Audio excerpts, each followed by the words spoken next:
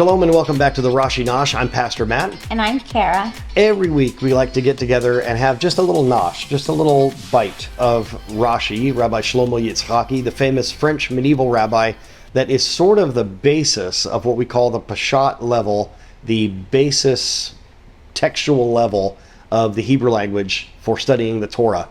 And so we always suggest, if you want to get into deeper Torah study from a Jewish perspective, start with Rashi. He's kind of the basis. And we love to suggest to people, before you get into anything deeper, spend at least a year with Rashi. That's what we always suggest to people. It's a good foundation for you. So, as always, we have a wonderful comment from Rashi this week on the Torah portion. And this week we are in Parashat Noach. This is the story of the flood and the ark, all the animals. Of course, our kids love to hear about these stories. I can't even count of how many children's rooms or nurseries and congregations or whatever that are painted with Noah's Ark and the animals and everything. Because it's a wonderful story for kids, except when we talk about God's judgment. When we speak to children, of course, we give them a kid's version of this story, the big boat and all the animals and Noah and his family. But this is definitely a story of divine judgment and something that we really need to look at. Now, what Rashi points out this week in verse 7 of chapter 7 of Genesis is focusing on faith, the faith of Noah. Now, Noah is described in the beginning of this week's Torah portion as a man who is blameless, righteous in his generation.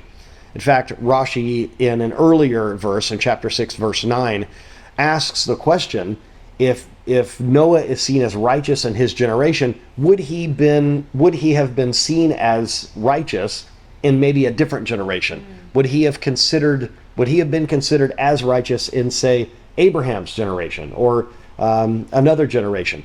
But that's a discussion for another time. It's something that we looked at last year.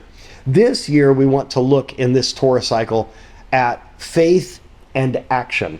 Because Rashi says in verse 7 of chapter 7, Noah went in to the ark, and his sons and his wife and his sons' wives with him because of the waters of the flood.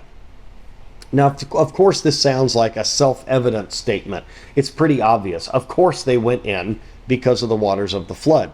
But what's interesting here is the word because in the Hebrew. So Rashi says, Noah entered the ark, quote, because of the waters of the flood, closed quote. This indicates that Noah hesitated to enter until the flood waters forced him to enter. Rashi explains that this demonstrates a weakness in Noah's faith. He had faith, obviously. He built the ark. He spent 120 years as a 600-year-old man building this ark with his sons and their families. But the whole idea is that he believed God, but he didn't have that translate into action of entering the ark until the flood waters actually began to rise, until the rains were coming down heavily.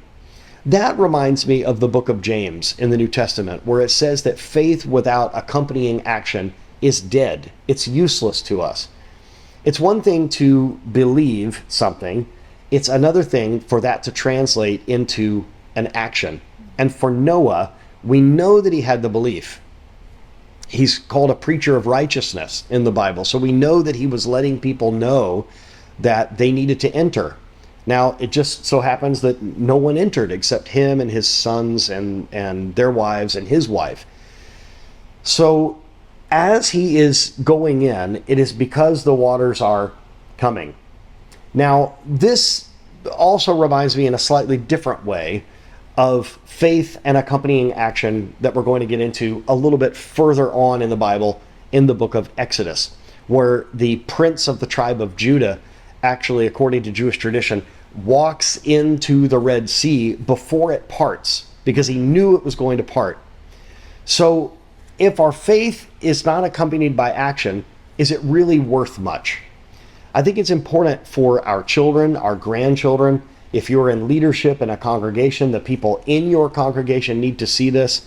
They need to see your faith at work, not just when it's easy, but they need to see your faith at work when it's difficult. And maybe we don't wait until the last minute to have it proved to us, oh yes, the flood is really coming, we should get in. Maybe we need to have a complete faith, as it says here. Rashi says that Noah had faith, but it was not complete. He didn't believe completely.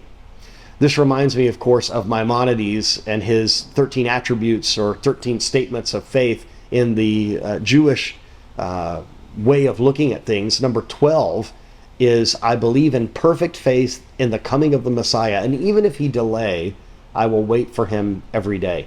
This is a perfect faith. This is a faith with an accompanying action. So maybe this week, let's look for ways for our faith to be borne out in action. Not to try to prove something to ourselves that we really believe what we say we believe, but for it to be the fruit, the natural outgrowth of our faith. Like we have said in the past in youth ministry, it's not just about talk, it's about a walk. So let's make sure as parents, as grandparents, we're not grandparents yet, but someday maybe we will be grandparents. But for those of us that are involved in children's ministry, youth ministry, if you're a teacher, if you're a pastor or a rabbi, whatever your vocation, no doubt there are people that are looking to you as an example, especially because you're a believer. Let your faith be a light and let it be accompanied by action. Remember, faith without the accompanying action is dead, and we don't want a dead faith. So, hoping that floodwaters are not coming, although in recent weeks and months we have had some flooding in our area. Thank you for your prayers. We've had some water damage in our home due to recent hurricanes, but it's nothing that the Lord can't handle and nothing that can't be fixed. The family is safe, and thank you all for checking in with us with these recent storms in the last few weeks.